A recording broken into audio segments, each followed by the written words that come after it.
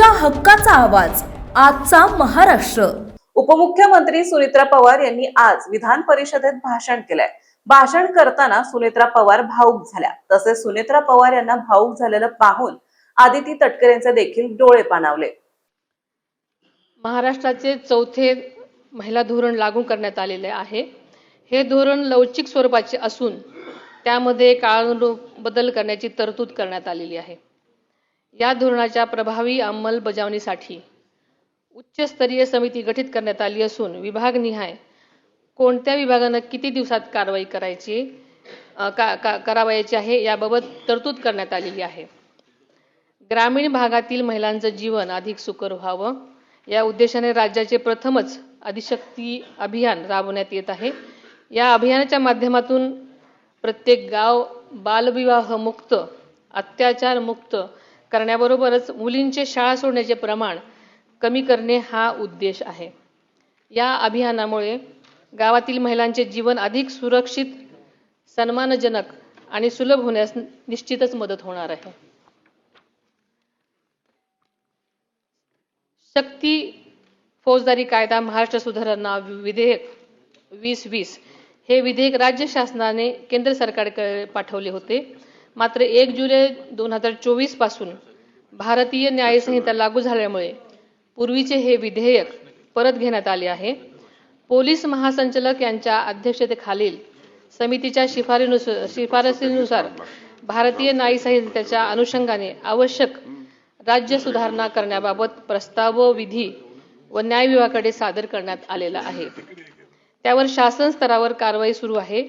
महिलांच्या सुरक्षिततेसाठी हा कायदा लवकरच संमत व्हावा यासाठी राज्य शासन आग्रही आहे आणि याबाबत मी स्वतः माननीय मुख्यमंत्र्यांशी चर्चा करून विशेष प्रयत्न करेन।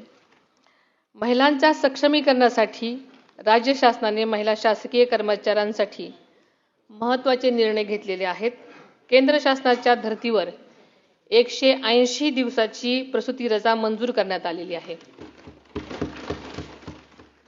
प्रसूती रजेनंतर गरज भासल्यास कमाल 1 वर्षापर्यंत वैद्यकीय प्रमाणपत्राशिवाय देय अर्धवेतन रजा घेण्यासही परवानगी देण्यात आलेली आहे। मातृत्वाचा सन्मान राखत महिलांना कुटुंब व सेवेत समतोल साधता यावा हा या निर्णयामागचा मुख्य उद्देश आहे।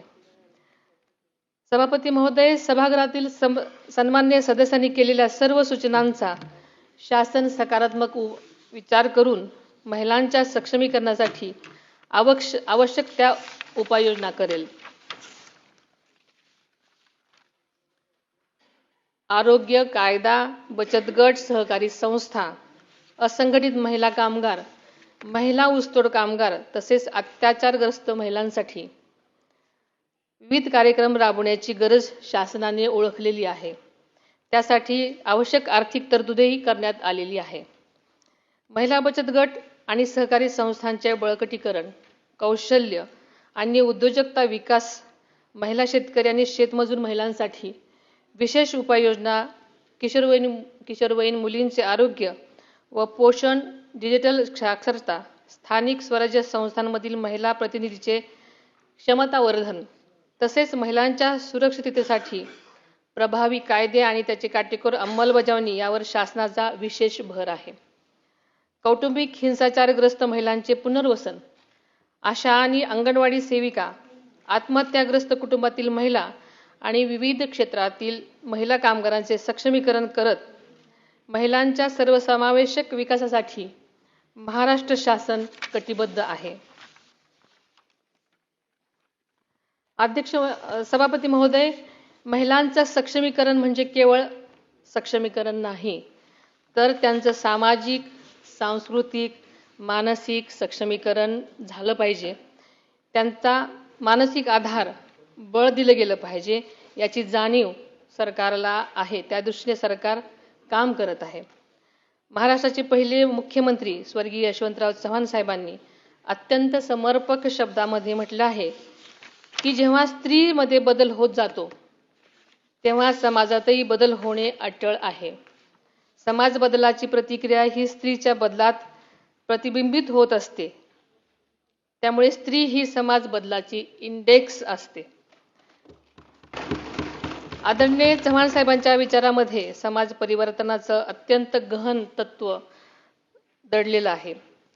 यंदाचे वर्ष आंतरराष्ट्रीय महिला शेतकरी वर्ष म्हणून साजरं केलं जात आहे. शेती आणि ग्रामीण अर्थव्यवस्थेमध्ये महिलांचे योगदान पूर्वीपासूनच अत्यंत मोलाचं आणि महत्त्वाचं आहे. शेतीतील मेहनत, कुटुंबाची जबाबदारी आणि समाजातील भूमिका या तिन्ही स्तरावर महिला कष्टपूर्वक काम करत असतात. 4 दिवसापूर्वीच राज्याचा अर्थसंकल्प माननीय मुख्यमंत्री महोदयांनी विधानसभेमध्ये सादर केला. त्या अर्थसंकल्पामध्ये महिलांच्या सर्वांगीण विकासासाठी आणि सक्षमीकरणासाठी मोठ्या प्रमाणात तरतुदी करण्यात आल्या आहेत. त्याबद्दल मी मनापासून त्यांचे आभार मानते. राज्याचे दिवंगत उपमुख्यमंत्री आदरणीय अजितदादा पवार यांनी सुद्धा महिलांच्या उन्नतीसाठी सातत्यानं काम केलं. संकल्प सादर करण्यासाठी त्यांची जोरदार सभापती महोदय, शेवटी आंतरराष्ट्रीय महिला दिनाच्या निमित्तानं राज्यातील सर्व माता भगिनींसह त्यांच्या पाठीशी ठाम उभ्या राहणाऱ्या प्रत्येकाला मनापासून मी शुभेच्छा देते. महिलांच्या सक्षमीकरणासाठी महायुती सरकार कटिबद्ध असल्याची ग्वाही देते. माननीय सभापती महोदय, आपल्या ग्रामीण मातीतून आलेल्या कवयित्री बहिणाबाई चौधरी यांनी स्त्रीच्या कष्ट, धैर्य आणि जिद्दीच्या अत्यंत साध्या पण प्रभावी शब्दात वर्णन केले आहे. त्या म्हणतात, अरे संसार संसार जसा तवा चुल्यावर, आधी हाताला चटके तेव्हा मिळते भाकर. आपल्या सगळ्याला हे माहिती आहे, पण त्यांचा अर्थ खूप खोल आणि सखोल आहे. या ओळीमध्ये स्त्रीच्या सहनशीलतेची, कष्टाची, सृजनशक्तीची ताकद दडलेली आहे.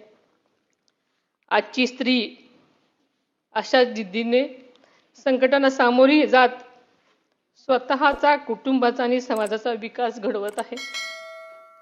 याच विचारातून महिलांना सन्मान, संधी आणि सुरक्षितता देणारा समाज घडवण्याचा आपला संकल्प अधिक दृढ करूयात, असं आवाहन करते आणि आज थांबते. धन्यवाद. जय हिंद, जय महाराष्ट्र.